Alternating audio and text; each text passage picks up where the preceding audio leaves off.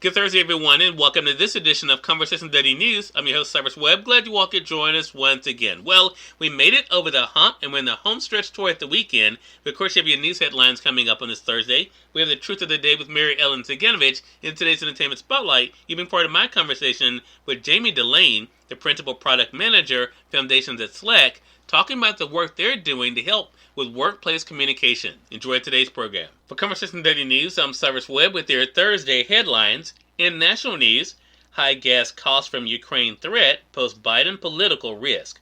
With the continuing threat of Russia invading Ukraine, a foreign policy crisis is colliding with one of President Joe Biden's political vulnerabilities: rising gasoline prices at home.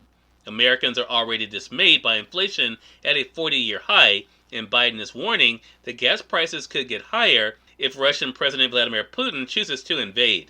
It's a recognition of Biden's own risk ahead of the 2022 midterm elections. Inflation has become an albatross for Democrats despite the nation's strong economic growth last year. We're prepared to deploy all the tools and authority at our disposal to provide relief at the gas pump, the U.S. president declared.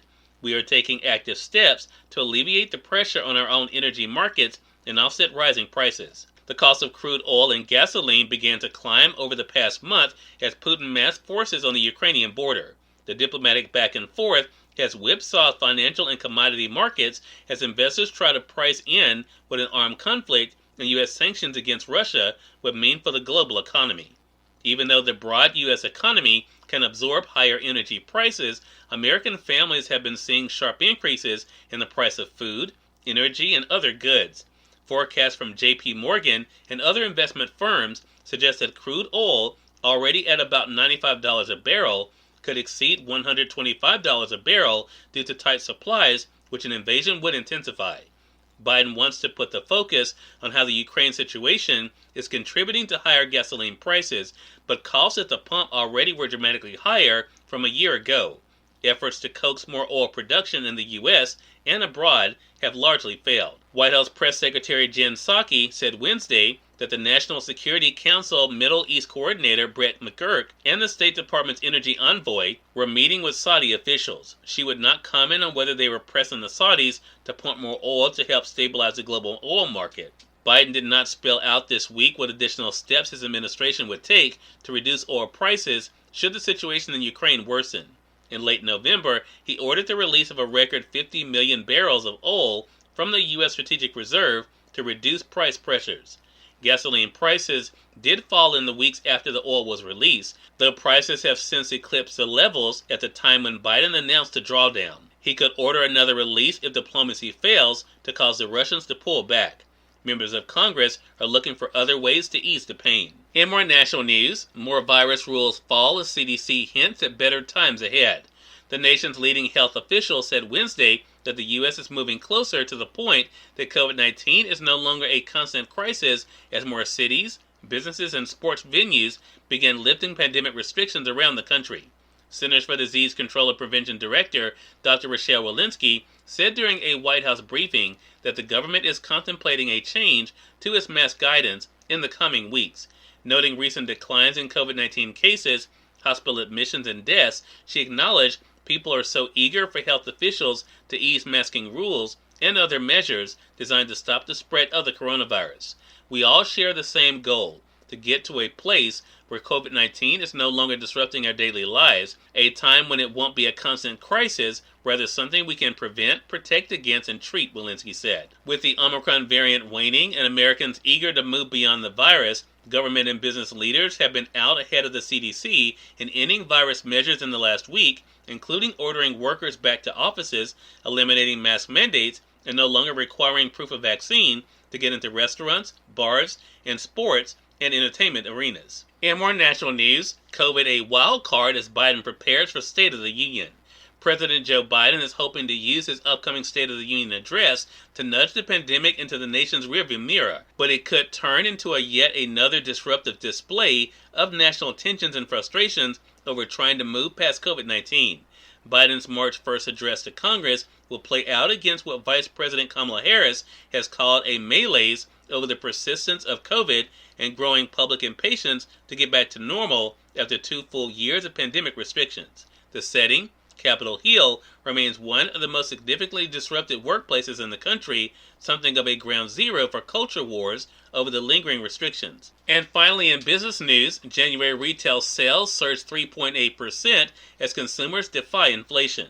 Fueled by pay gains, solid hiring, and enhanced savings, Americans sharply ramped up their spending at retail stores last month in a sign that many consumers remain unfazed by rising inflation.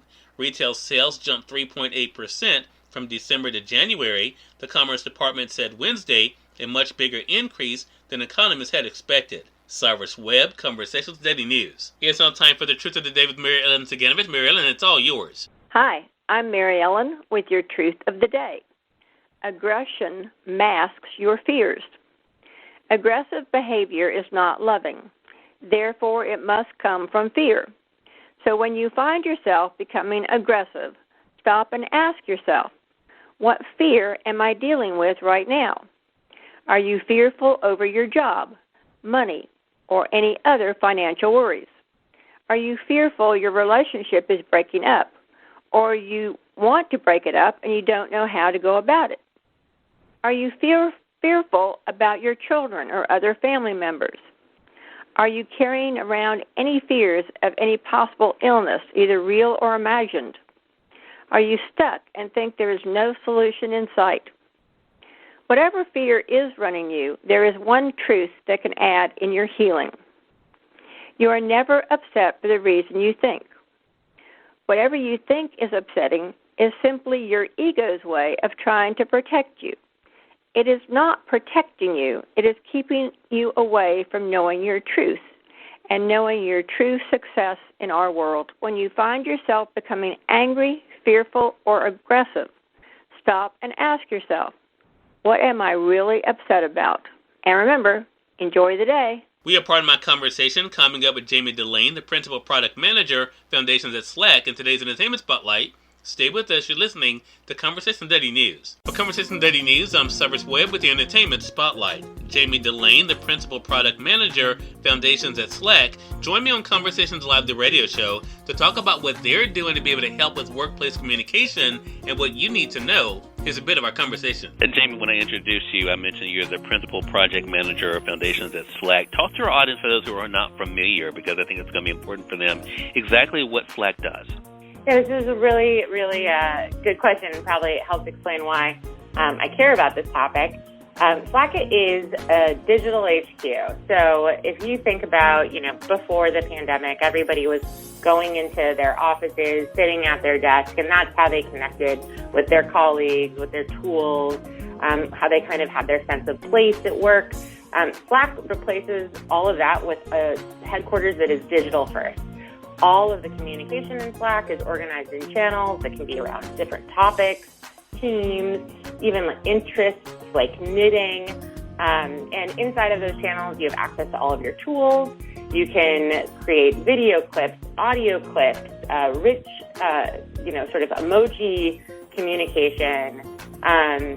It's really an expressive digital space where everybody on your team can get together with all of the tools that they need. Love that, and I think that's why this conversation is so important. As you mentioned, Jamie, while you're so passionate about it, but also it lets our audience know where they can be able to go for more information on how they can be able to better be able to communicate themselves. So definitely invite them to go to slack.com. Again, at slack.com. We'll make sure that we link that up for those joining us via the podcast. Again, we're excited that we had Jamie joining us today. Jamie, thank you so much for the time, and really appreciate the work you're doing at Slack. Thank you so much for having me. Cyrus Webb, Conversations Daily News. We thank you all for tuning in to this edition of Conversation Daily News. We're about to get on tomorrow to wrap up this week. Until then, I'm your host, Cyrus Webb, saying as always, enjoy your day, enjoy your life, enjoy your world. Thank you all for choosing Conversation Daily News today. Let's make today amazing. Take care.